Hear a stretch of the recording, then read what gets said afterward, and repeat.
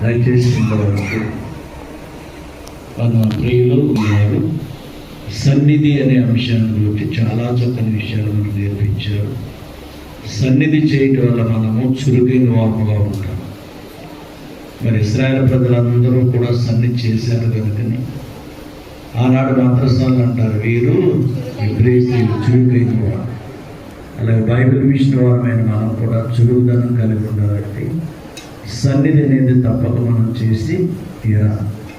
అటువంటి గొప్ప మరి ఘనమైనటువంటి మాటలతో మనం బలపరిచి ప్రోత్సాహపరిచిన వారికి మన ప్రెసిడెంట్ గారి తరఫున, అలాగే మన ఇమానుయేల్ గారి తరఫున 1200 మాట్లాడుతూ దయచేసి అందరూ మోకరిస్తే ఒక పావు గంట మీరు ఇంతవరకు విన్నదాన్ని మనసులో భద్రం చేసుకోవడానికి బోయాజు దగ్గర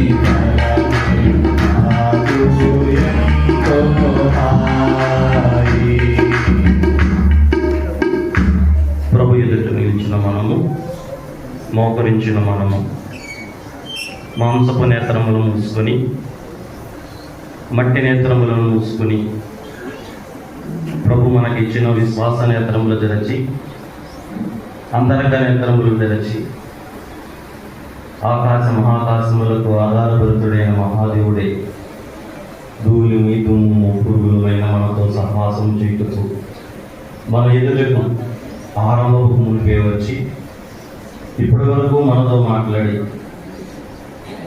మనకు కనపడి మన ఎదుటనే నిలుచు ఉన్న మన ప్రభు